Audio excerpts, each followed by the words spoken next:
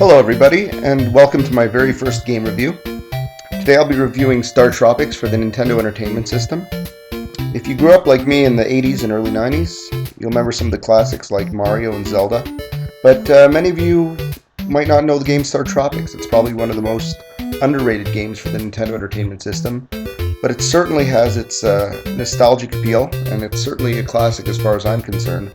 So let's get started. The game starts with an overhead view of what we're going to find out is Sea Island, and we see a helicopter heading towards the island. Hit the start button, and I will queue up my account that I created to do this game review.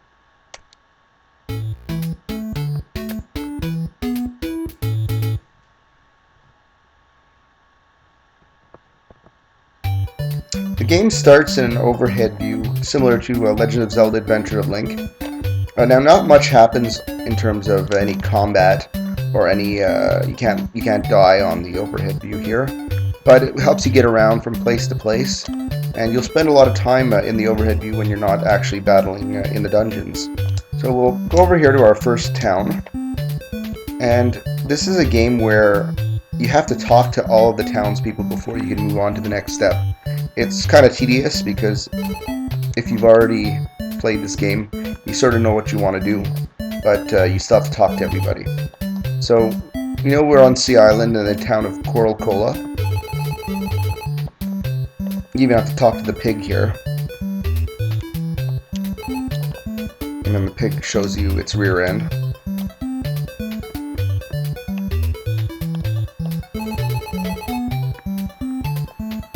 Now, if you don't talk to everybody and you try to advance to the first level of the game, you get this very angry message from the guard here. So, you gotta make sure you talk to every single person. Where do you come from, Americola? There's a lot of cola jokes in this game. This is probably the first message which is actually relevant to the game story, that this girl knows your uncle, Dr. J, and he was very busy solving a strange puzzle last week. And then this fellow also gives you a message which is sort of relevant to the story. He gazed up and saw many shooting stars, and then he gets kind of panicked. So we'll just leave him alone for now. Out of my way.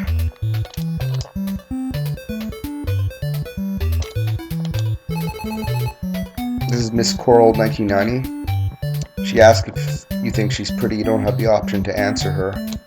You'll see later on there's a competitor to her who asks you a question you can actually answer, and depending on the answer you give, you get a different response from her.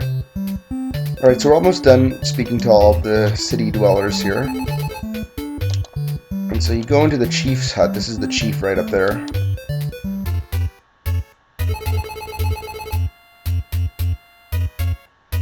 He's Chief Coral Cole, a good friend of my uncle. And he's got bad news. Oh no!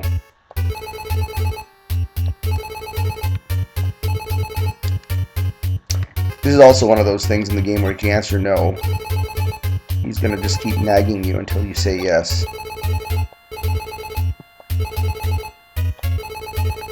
And so he gives you a yo-yo, and that's essentially your main weapon for this game. Now it comes in different incarnations the further you go into the game, which we'll go over. But for now, that's our only weapon. And we have to use it to battle these monsters that he's talking about.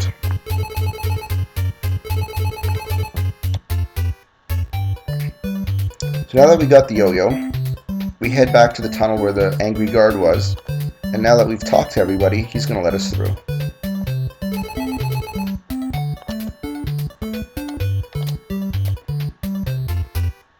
Now this is the shaman, this creepy old woman who waves her hand above you.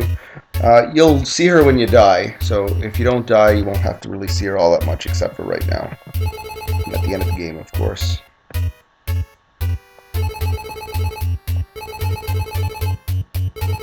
Yeah, Southern Cross, let's go.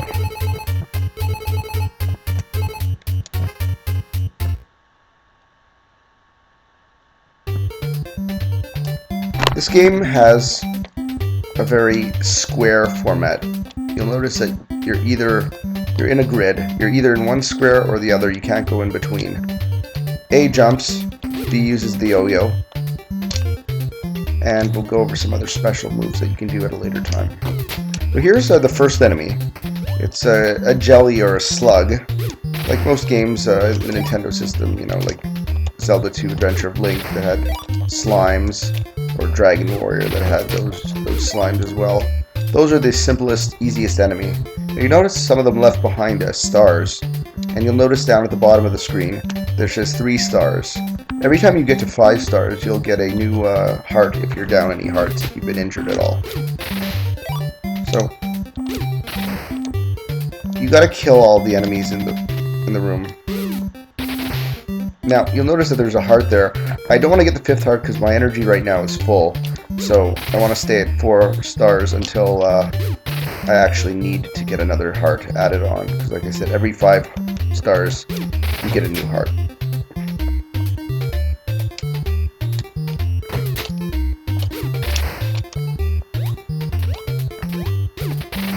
Now, this is the first introduction of a new enemy. That rat up there, who's ironically called Ratus. He moves around a little more unpredictably and is a little more dangerous than the other enemy that we've already seen now. You don't need to go and kill that guy, you can go straight up here. And here's some more Ratus.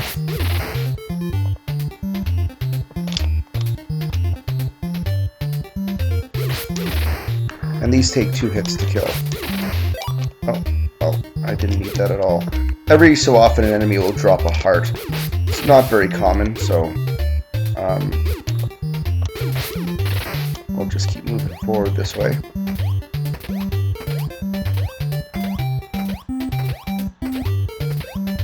Now, there's a lot of the game has these little platforms that you have to jump on, and you can't walk off of them. You have to jump off of them. And you'll notice that you can jump over 1 tile of water. You can't jump over 2 tiles of water, and you can't jump towards the wall if there's water there. If you do that, you'll die. Here's another room with some very simple enemies.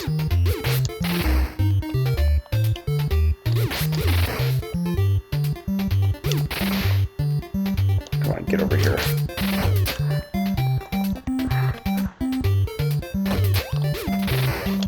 This room introduces the switch. Now, you'll notice that when I landed here, a footprint appeared and a switch on the right and the left appeared. One of those footprints triggered one switch, one of them triggered the other.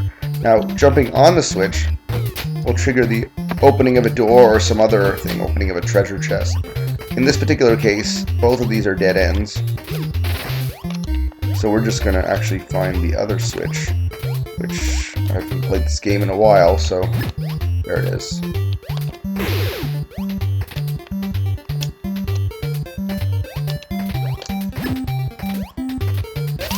Now, here's one of the special weapons. You'll notice it just appeared now down next to the yo-yo. If you press the select button, it'll toggle between the weapons, or if you pause, you can use the left and the right button to toggle. This is fire. It throws a bit of fire and goes maybe about 2 or 3 squares across the screen, so it doesn't have a very good range, but it is going to be useful in terms of beating the very end boss for this level. I'm going to toggle back to my yo-yo. Here's a bat. I think they have an actual specific name, but we'll just call them bat.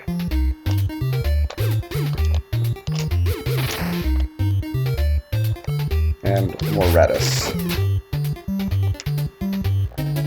Now, here's a new enemy, and this is one of the more dangerous enemies of the early game. I think it's called a leaper, or a leader. I'll have to get back to you on that. I forget the name. It's a snake. There's different versions of it. And you'll notice there's some more fire down there. I was thinking of the word louder, but I think that's from Legend of Zelda that I'm thinking of.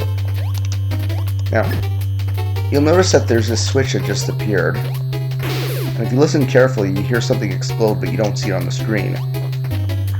You want to go all the way over to the right, where this has now exploded open.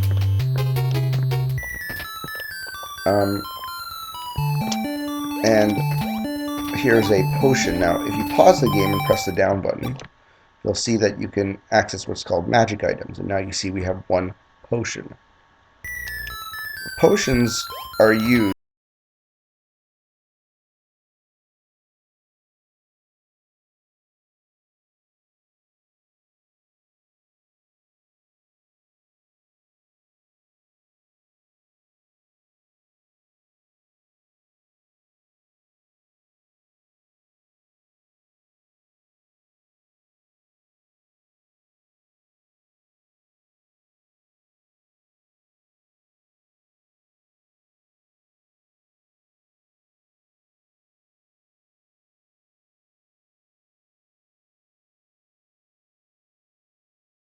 familiar to somebody.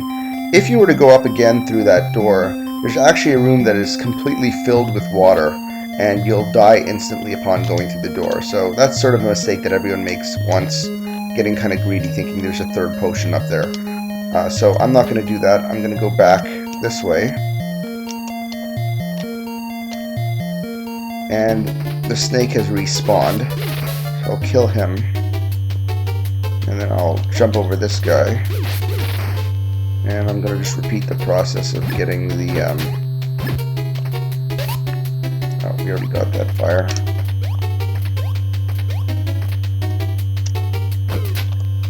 So, this room has more snakes and bats.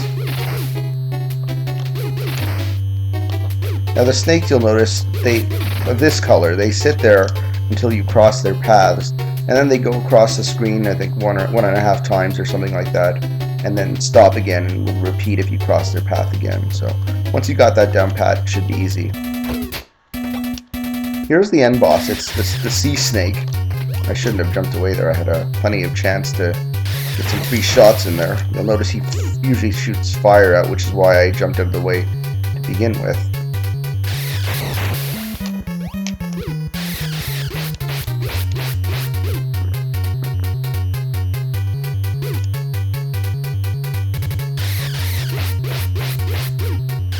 Alright, so this first boss is not all that. Now, if you were to run out of fire or not have collected any fire, you would have to jump up here and have to swing your yo-yo into his mouth and jump away, and you'll probably take a lot of damage, which is where those potions would come in handy. So you hear that the happy music means that we've beaten the level, so you jump off the top, and there's the remains of the sea snake. Sea being, of course, he's the snake on Sea Island.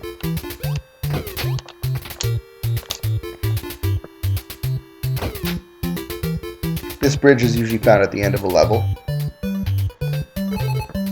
Wow, you've done it. And you'll see your score increases at the bottom. Like many Nintendo games of the era, score really wasn't something that many people paid much attention to. In this particular game, it's pretty systematic based on the number of enemies that you kill and the amount of time that you spend.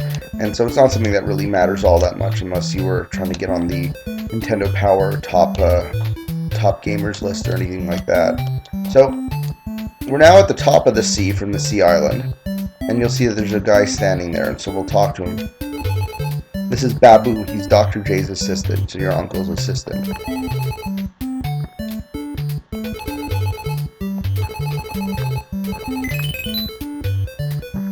So you're going to take Sub C, which has an ID code 1492. You don't need to remember it. It's going to automatically do it for you. A lot of the things in this game are done automatically. So you walk down to this laboratory, and you'll see a robot that looks very much like Rob the Robot from Nintendo's less popular accessories. And his name is Navcom.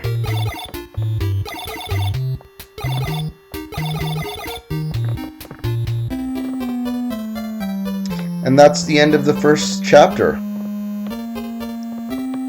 I'll see you all next time in chapter number 2.